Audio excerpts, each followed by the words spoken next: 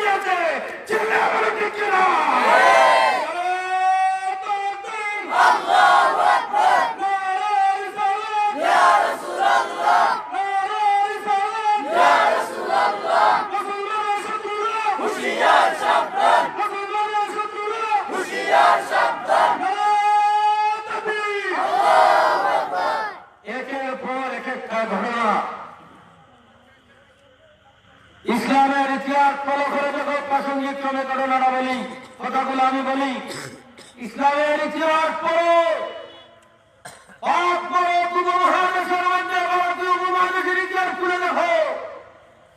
800 বছরের উপরে এই ভারত মুসলমানরা শাসন করেছে। একটা দিন কোন হিন্দুর উপর কোন মুসলমানের লক্ষ্য নাই। চিন্তা করেন ঠিক কিনা? মুসলমানদের রক্ত পিপাসী সরকার ভারতের মসজিদে বসে আছে। এই মোদী সরকার আজকে মসজিদের মিনারের মধ্যে তাদের হিন্দুদের পতাকা লটকিয়েছে। মুসলমানদের উপর একবার একদিন নির্যাতন চলে এসেছে। মুসলমানরা গরুর গুপ্ত হইয়ে তাদের মুখের মধ্যে ছিলাই করা হয়। মুসলমানদেরকে কিছুদিন আগে সবাই জমিয়ে মুসলমানদের হাত পাওয়া গেছে, তাদের উপরে আগুন জমিয়ে দিয়েছে। আজকে যারা মানবতার দাবি, মানবতার স্লোগান পশ্চিমা বিশ্ব বিশ্বের বড় বড় রাষ্ট্রের সরকার প্রবন্ধ এবং মানবতাবাদী বিভিন্ন সংগঠন মানবতার স্লোগান দেয়। আজকে ভারতের জমিনে মুসলমান করে আর এখানে মুসলমান মারা যায়।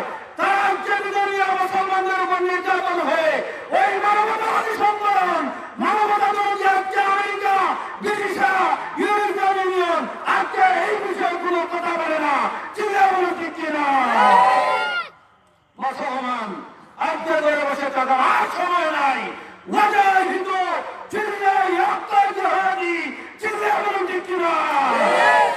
আর ঘরে বসে থাকার সময় নয়, ইহাদের সময় এসেছে। আমরা যদি একটা সীমাবদ্ধ রাজ্যে আছি, আমাদের দেশে আজকে হিন্দুরা, আজকে আমাদের দেশে হিন্দু বলেন, খ্রিস্টান বলেন, ইহুদি বলেন, যে ধর্মের মধ্যে আছে, জামাই করে আমার দেশের মধ্যে আছে, কোন মুসলমান বিধর্মীদের উপর কোন আঘাত করে না। যে বলুন ঠিক কিনা? বন্ধুগণ আমার, দুঃখ লাগে, কি করবো, দুঃখ লাগে। আমার দেশের বড় রাজনীতিবিদ বললেন ভারতের মধ্যে এইসব গণনা করেছে, এটা তাদের অভ্যন্তরীণ বিষয়। উনি মুসলমানরা যদি বড় নেতা, আমরা কেন বাংলাদেশ থেকে নাক গড়াই? চিল্লা বলুন না, তোমার মতো বেড়ার হার নেই। মুসলমান আমরা হই নাই, আল্লাহ হরিদের নেতৃত্বে আমরা মুসলমান হয়েছি। চিল্লা বলুন ঠিক কিনা? বন্ধুগণ আমার, তোমরা ভারতকে যাই কেন মানো না কেন, আমাদের কিছু আসে যায় না। এটা বাংলাদেশ, ভারত হোক, আমরা বাংলাদেশের মুসলমান হলাম, আমরা মানবতা বিরোধী মুসলমান, জুড়ে বলুন ঠিক কিনা? মানবতা বিরোধী আছি বলে আমরা আজকে 10 লক্ষের উপরে মানুষ আরাকানের মুসলমানকে আমাদের দেশের মধ্যে বাংলাদেশ সরকার ঠাঁই দিয়েছে, জুড়ে বলুন ঠিক কিনা? জোরে শরীফ করেন আল্লাহুম্মা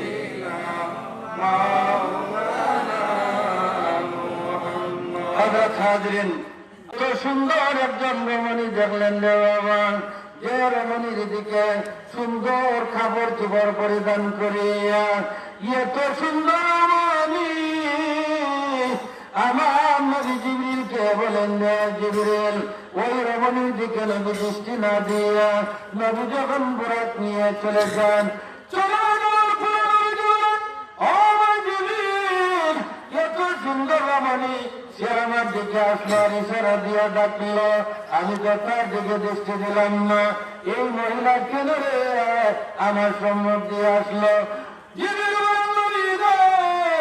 ওই মহিলার দিকে আপনি দৃষ্টি না দিয়া কেন দিকে খুব ভালো কাজ করেছেন।